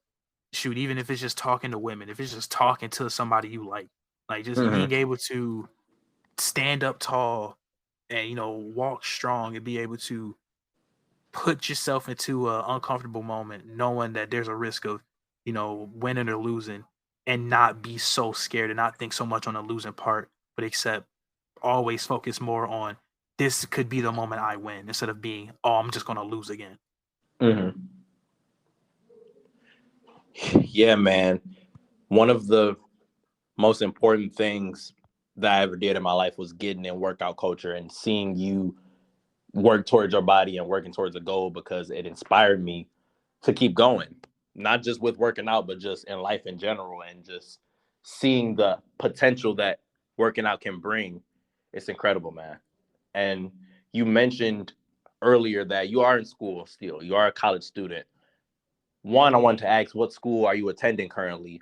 And once you answer that, how has it been being a college student and having those hardships of constantly doing work almost every day? Because before we start recording, you told me you were working on a project, and while we were talking, you said you're still working on a project that's going to be turned in. So just how have you handled multitasking and being a college student, and how has it made you feel being in this environment and doing the assignments and having the mindsets of overcome and persevere, and now applying that to the college life? Um, right now I'm at Macomb Community College, and I Mm-hmm. plan on transferring afterwards. So I'm still at home with my parents. They blast the music upstairs. They having fun. That's why they turn this noise suppression on. But just being in college it's been an eye opener for sure. I mean, I've already been here for a year, so I have the experience down. But it's completely different from high school. Like once you go to college, it's not going to feel the same. You're on your own. If you're in a dorm, you're on your own. If you're living with your parents, you're still doing work on your own time. It's not you go to school, your teacher's all up in your face, like, "Did you turn in this homework? Oh, here's your next assignment." Teach you everything on the board, step by step. You go to Mm-hmm. school, they're like, unless you're lucky, they're going to be like, "You need to learn this on your own. Here goes a couple videos I recorded. Watch this. If you don't understand it, come here at this time, and then maybe I'll teach you." Like you really gotta you gotta make your own schedule for yourself and really become independent when you're in school. And I work too. I have a job as well. So I have school, work, and trying to do all different types of social media stuff. Like you got to make a schedule. You know, if you're really bad with making schedules, I say write it down. I'm pretty good with mine now, so I can do a lot of it mentally. But like even now, like I still write stuff for myself or just write reminders. Like last night, I wrote on a piece of paper, do homework and listed down everything I needed to complete, just so I Mm-hmm. made sure when I got home from work, I did it. I didn't get distracted. I didn't look at something else like, oh, I'll play games for a little bit. Like, no, I went straight to work. And Mm-hmm. making a schedule is really the best part. I'd say if anything, if you check your phone a lot, make reminders or make dates on calendars for yourself so that way you can remember. If you're a very rightsy person or you you focus a lot more when you're writing, buy a planner. It's cheap. If you don't got enough money for it, I don't know, get a job, find some money on the side, something. It's like 10, you find one like on Amazon for probably like $5, Mm-hmm. $10. And just start writing. Just start going like, hey, what I need to do tomorrow, write it all down. What I need to do for like half the month, write it all down. Something pops up, open up the calendar, write it down. Just really get into the habit of checking your planner, seeing what you got to do, and making sure you're up to date with it. Because once you get good mentally, you don't really need it too much unless you're doing something really specific. But like if you're struggling, write it down, man. Just give yourself a reminder. Whatever you check a lot, your phone, your computer, your notebook, just write down what you need to do, check it, boom. Now you focus back on it. Now everything you thought of before, like last night, whatever, boom, it's back in your head. And now you're ready to work. It's way better than just free balling it and hoping that you get something done when it's like the day it's due or 2 days before it's due or whatever. Mm-hmm. One of the hardest parts about school for me wasn't even the work aspect, but just finding people and surrounding yourself around individuals who have the same mindset as you. Because I'm not someone who really parties. I wouldn't party. I'm not someone who smokes. I'm not someone who drinks. And especially being on a college campus as big as Michigan State is, because I think we have the largest campus in Michigan. Like, this campus is huge. And to not be someone who smokes, drinks, or parties, it really had me feel isolated, because that's really all that college kids do. They're going to do at least one of those three things, if not all three, if not all in the same day. So I want to ask, one, do you plan on transferring to a university? But even with not being at a university and being at Macomb College, what advice would you give to someone pursuing college, or even if they're in college right now, what advice would you give to keep your head on straight and to just have a good mindset going forward into it? I do plan on transferring. I plan on going to Wayne State. Okay. That's my main goal right now. But advice wise, self accountability. Know the fuck you doing wrong. I mean, it's that simple. Like, if you know you about to fail, like, why are you about to fail? Just know. Mm-hmm. You can't really change that type of stuff. Like, if you know that you're not turning in good work and you're getting a bad grade, you need to know you're not turning in good work. There's no real other way. It's not like high school where you can just redo this and talk to the teacher about this. They'll maybe hand you the answer too. Like in college, you really gotta do it right the first time. Maybe if you're lucky, you can do it again for half credit or turn it back in for another time. If you're real lucky, they'll give you full credit for a late turn in. But like this, like I don't want to sound like every high school teacher, like, oh, they're not gonna treat you the same. Like, they'll give you the work. They're gonna treat you the same. But the work is not just gonna be hand fed to you and just given to you. Like, you really got to work on this stuff on your own and learn it on your own and put the genuine time into it for a good grade. If you don't do good work or you don't do it at all, you can't really expect a good grade. So you just got to be hard on yourself. Be like, hey, why aren't you doing this? Like, you got time right now. Instead of drinking, partying, or smoking, you got an assignment due in like a day or two. Mm-hmm. Do the assignment. And you can still, I'm not saying don't celebrate, don't have fun, but don't procrastinate and waste all your time and then you'd be like, you know what? After I finish partying, I'm gonna do the work. You're not gonna want to do the work after partying. That's like saying I want to go do some construction work after going to the gym. I'm gonna be tired. I know I'm not gonna want to do it. Mm-hmm. So before you do that partying, just get it done. And I feel like just a lot of people don't really kind of put that self accountability to themselves when they are doing work and work and trying to advance into the next level. They're not really trying to focus much on I need to get this done now. They're really focused on I'll just get it done at some point. Mm-hmm.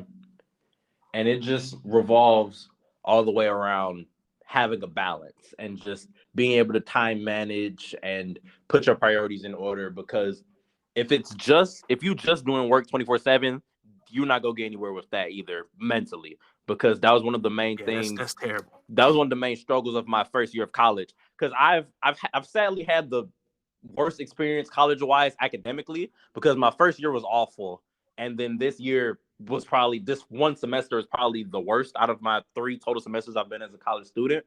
Because in my first year, I didn't have a lot of friends, and to be a bubbly person and to go from having a lot of friends to having 0, it was very hard on me.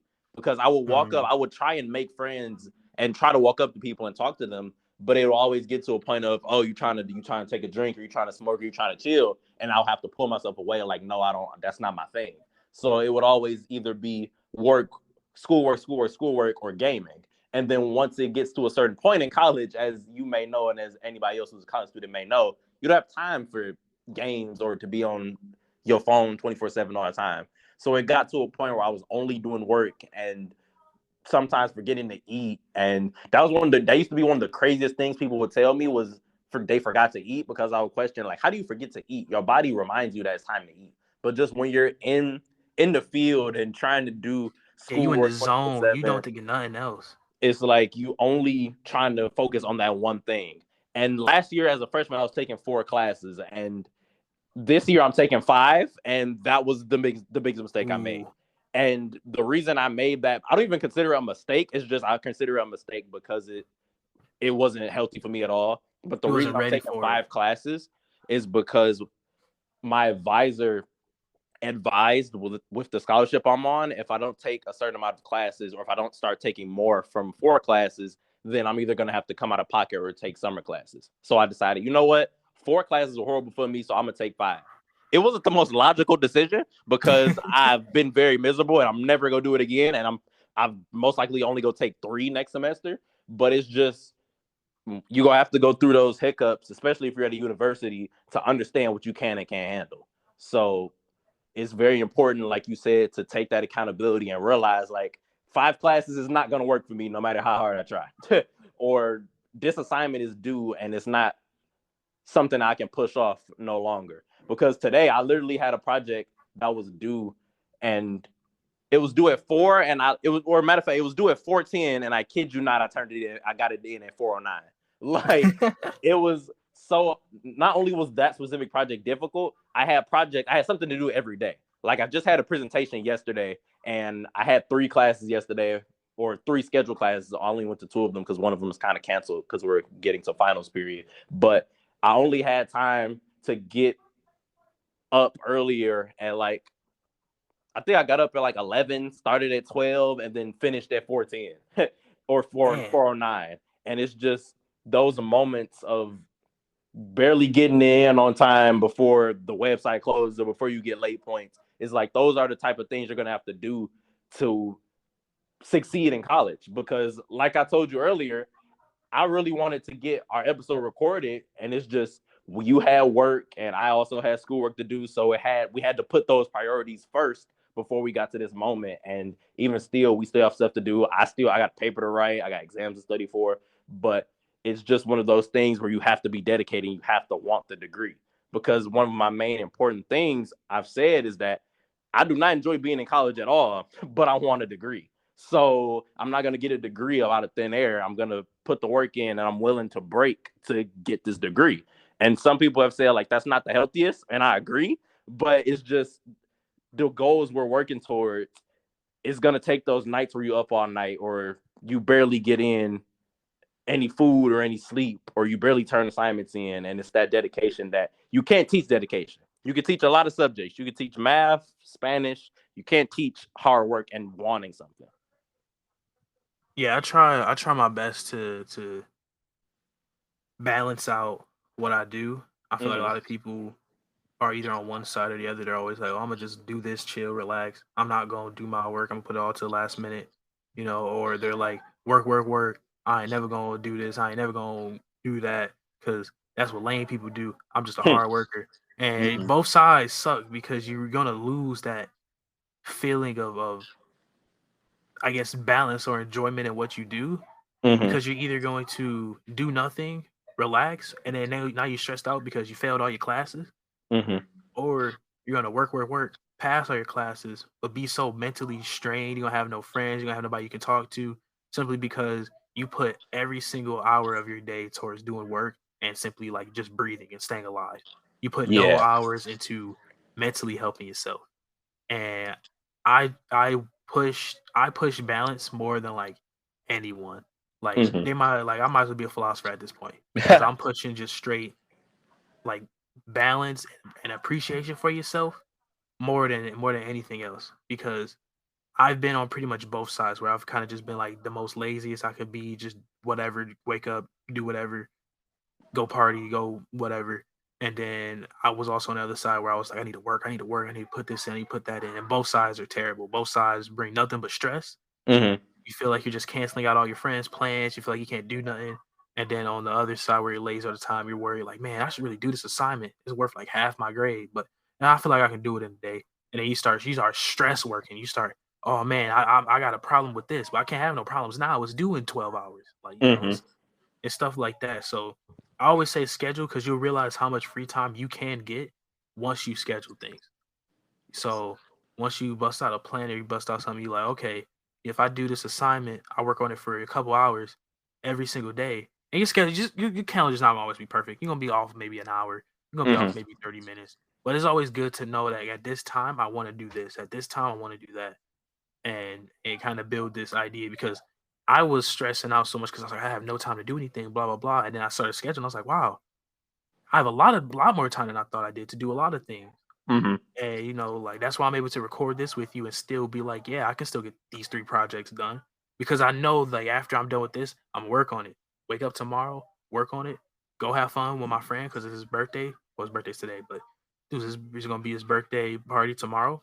Do Hmm. that, come home, work on it, wake up tomorrow, Sunday, work on it, go to work, come home, work on it. Like I know for a fact I can balance out my work and my important stuff and still be able to have fun because I schedule my stuff. I make sure I know what I'm doing. Hmm.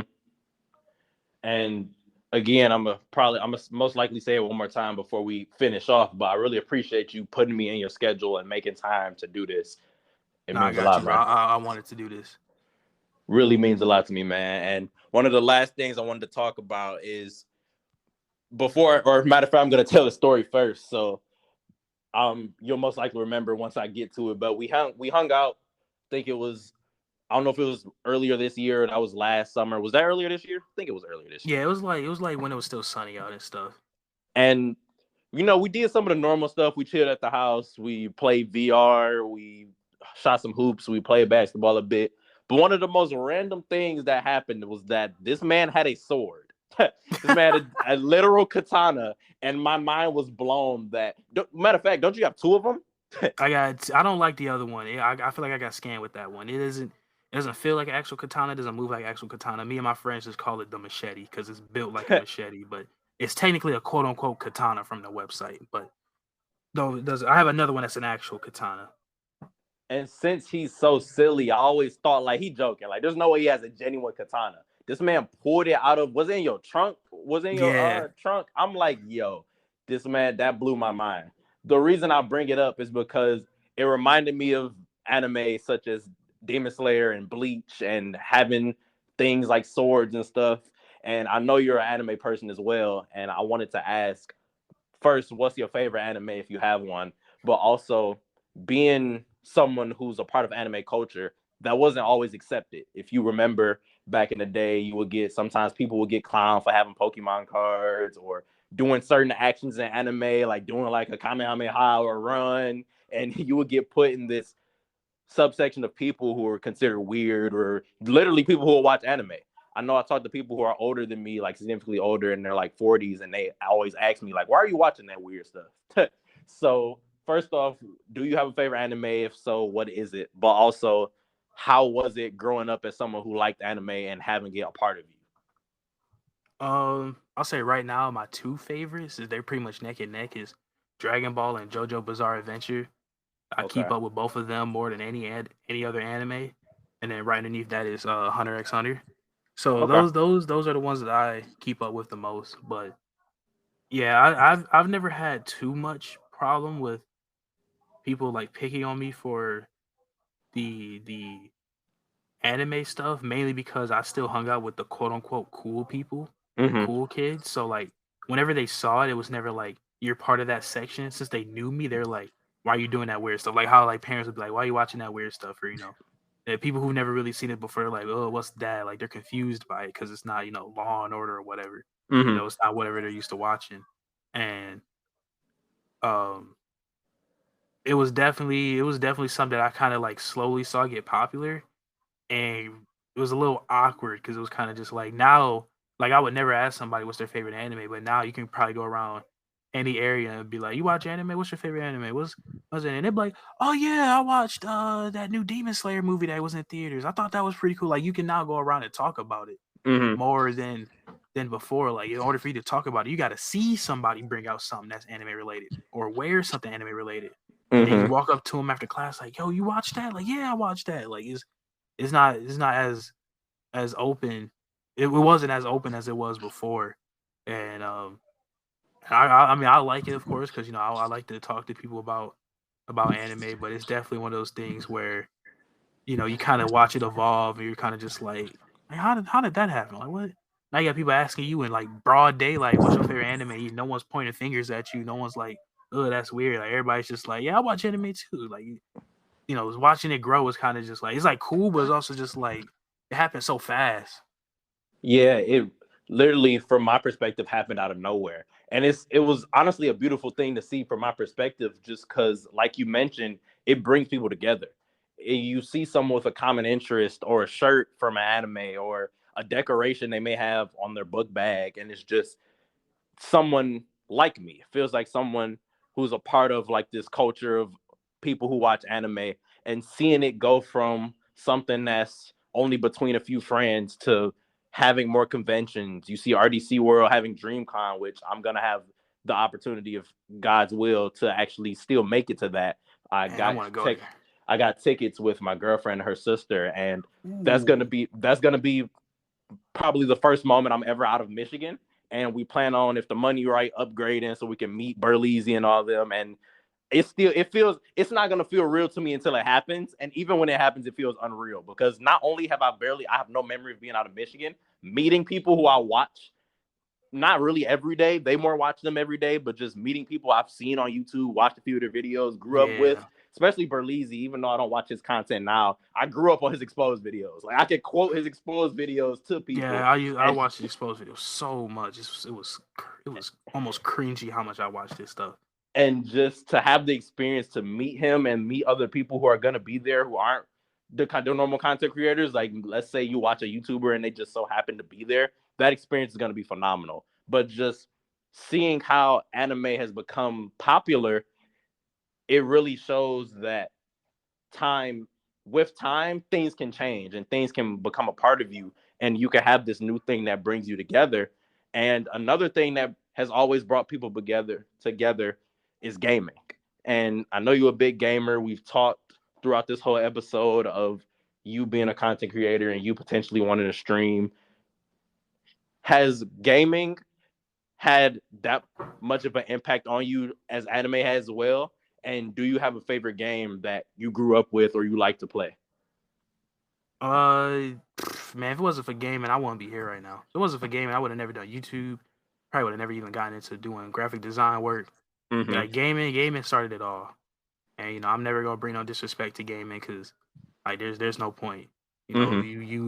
You balance your time right, you can play as many games as you want and still be able to do successful things. But because a lot of people like before they saw it as a waste of time, and now people are making so much money off of it. They're like, "Oh, you need to start playing games. You need to get good at games."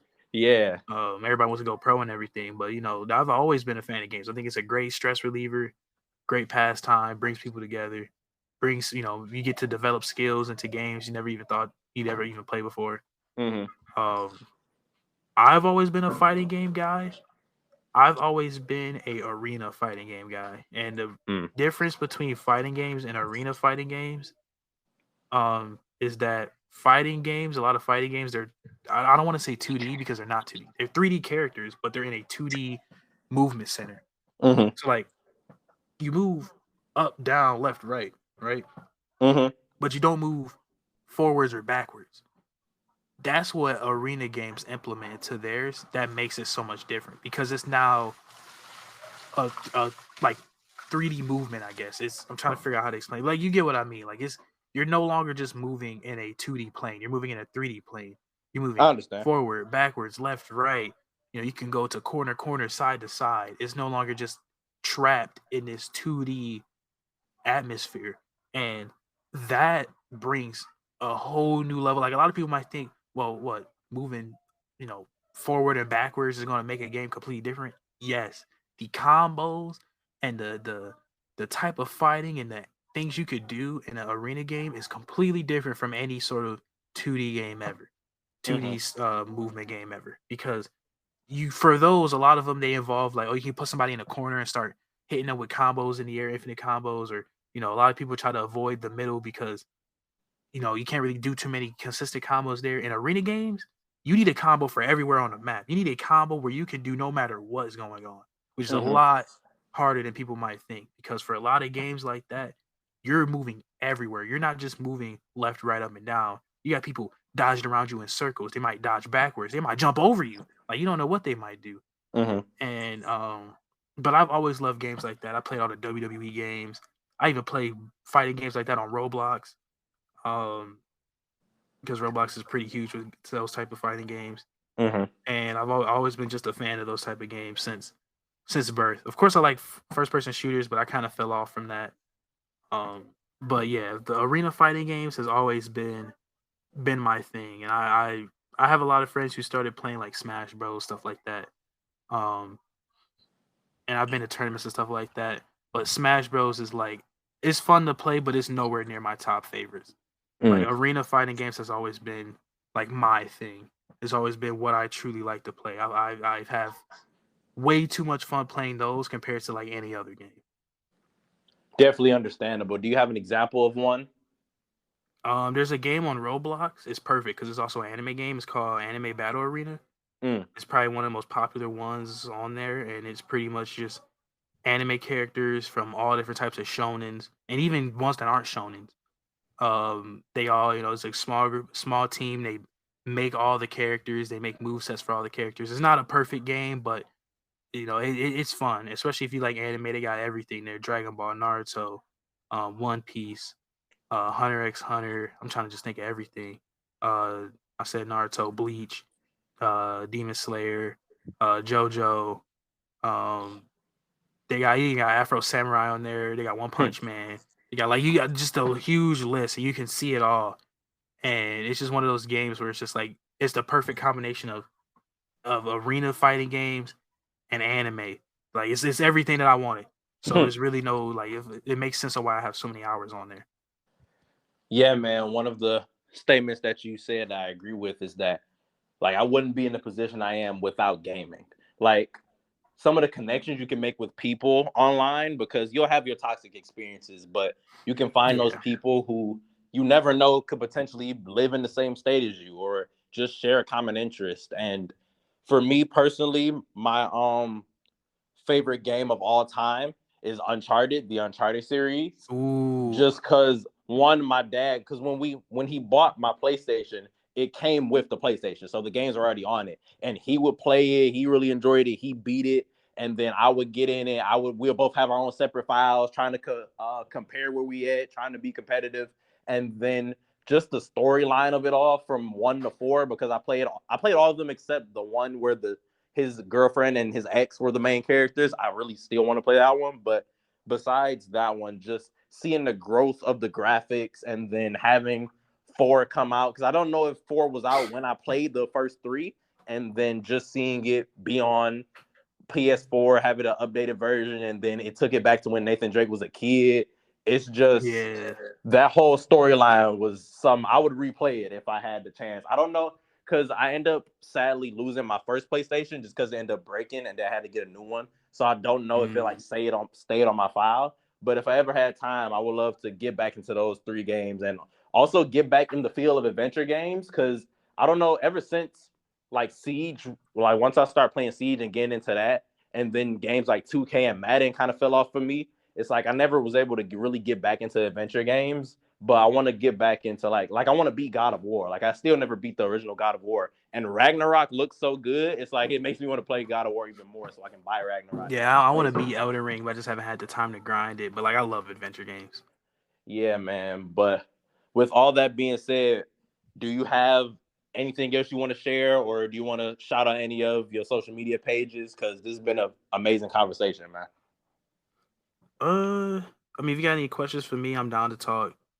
But really, other than that, if you're on social media, look up Mr. So Shadow, you'll find something. Yeah, man. That's Mr. and then SO and then Shadow. Hopefully you know how to spell Shadow. But I guess before I let you go, I want to ask the origin of your name. Is there any backstory behind it? Does that have anything Everyone to do with this question with Sonic at all, or was it just random? I mean, so I had who was it? I saw someone with the name 2 Epic 2 Shadow on PlayStation. I forgot who it was, but it was a friend of mine on the PlayStation 3. And I saw that name and I was like, well, I need a name. So I just made it Epic Shadow 910. That was my name. Mm-hmm. And then as time went on, I kind of like I even joined like a Call of Duty group. I was in our own Call of Duty clan. And I used Epic, and they were like, "Why didn't you use Shadow?" And I started thinking about it. I was like, "I should just use Shadow." So Shadow started becoming kind of the main part of the name instead of Epic. And I started focusing more on Shadow. So when I rebranded and made a new channel, it was just So Shadow. I kind of just randomly came up with So Shadow. It was just something that kind of I wanted something that was kind of quick, that rolled off the tongue, that also had an S in it, because I had made a logo where there was two S's. So I was kind of just looking at like different words and just like what fits like well together. I was like, oh, So Shadow, that works. Mm-hmm. And I kind of like was looking through just kind of like different types of channels, and I kind of just saw that like, 2-syllable names kind of just. I mean, it's like So Shadow, so I guess it was 3, but it kind of just it sounded short. Like when you say So Shadow, like it kind of felt short to me. I felt like it could like use a little bit of like just a little push on the name. And I was just watching Mr. Beast video, and I just said, "Well, I'm a dude," and I just put Mister next to it, try to see how that went, and that's just been the name ever since. Hey man, it's become a legendary name at this point. Like when you attach Steven, or at least in my mind, when you attach Steven, you remember Mr. So Shadow, and you remember the journey you've been on being a content creator, seeing you start your channel, seeing you post like, hey, I'm doing this, hey, I'm going to be doing YouTube, having videos reach the marks that they have. It's been an incredible journey to see you through, man. And like I mentioned throughout this podcast, I really appreciate the time you gave me to come on my platform and to have these conversations and open up about a few things. And if you don't have anything more to say, I can let you go. And then I'll probably still text you regardless, but I'll say, definitely let me know when this drops. I'm gonna share it on everything I got, 100%.